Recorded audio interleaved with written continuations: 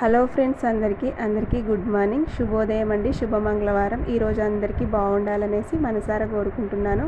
ఇంకా ఈరోజు వచ్చేసి పొద్దున్నే అయితే లేచానండి. ఇక్కడ ఆడి మాసం అంటారు. ఇంకా ఈ చెన్నైలో ఆడి మాసంలో మొదటి మంగళవారం అనమాట. ఇంకా మంచిగా పొద్దున్న బియ్యం పిండితో అయితే ముగ్గు వేసానమాట. ఇంకా నైటే పనంతా చేసి పెట్టుకుంటాను. నైట్ వచ్చేసి అంట్లు అస్సలు ఉంచకూడదండి వంటగదిలో. ఇంకా వంటగదిలో అంట్లు ఉంచడం వల్ల దరిద్ర దేవత వస్తుంది అనమాట. వంటగదిలో మనకు నైట్ అంట్లు లేకుంటే శుభ్రంగా ఉంటుందో ఆ ఇంట్లో లక్ష్మీదేవి మంచిగా స్థిరంగా ఉంటుంది అనమాట. ఇంకా బయట అయితే చూపిస్తాను. ఇంకా తెల్లవారలేదనమాట, ఇప్పుడిప్పుడే తెల్లవారుతుంది. ఇంకా నేనైతే పూజ చేసేస్తాను.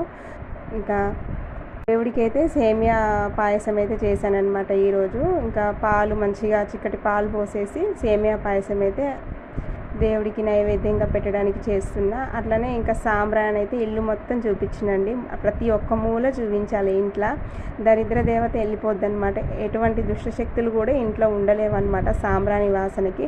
పిల్లలకు కూడా ఆరోగ్య సమస్యలు అలాంటివి ఉండవు. ఇంట్లో ఎప్పుడు లక్ష్మీ వారాలలో సాంబ్రాణి వేయాలండి తప్పకుండా. లక్ష్మీదేవికి ఇష్టం కాబట్టి నేనైతే ఈరోజు చెంచు లక్ష్మికి, నరసింహస్వామికి, ఇంకా దుర్గామాతకి అయితే పూజ అయితే చేశానండి మంచిగా. ఈరోజు లక్ష్మీ నరసింహస్వామికి మంగళవారం పూజ చేస్తే అప్పులు అయితే తొందరగా తీరిపోతాయండి. సమస్యలు అయితే ఎక్కువగా రావు. ఎటువంటి సమస్యలు ఉన్నా తొందరగా స్వామి తీసేస్తారు, మనకు మంచి జరిగేలా ఆశీర్వదిస్తారనమాట. ప్రతి మంగళవారం తప్పకుండా పూజ చేసుకుంటానండి. ఇంకా శుక్రవారం, మంగళవారం, లక్ష్మీ వారాలలో అయితే తొందరగా లేస్తాను.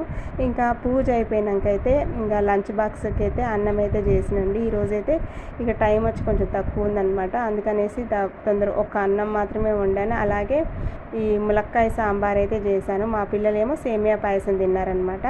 ఇంకా ములక్కాయ సాంబార్ చేశాను, అన్నం అయితే చేశానండి. బాక్సులు అయితే ఇంకా సర్దేసేయాలన్నమాట. వీళ్ళకి స్కూల్కి పంపించిందంటే ఇంకా నాకు పొద్దున్న పని అయిపోతుంది అనమాట. మా వారికి, మా పిల్లలకి లంచ్ బాక్స్ అయితే పెట్టేస్తాను.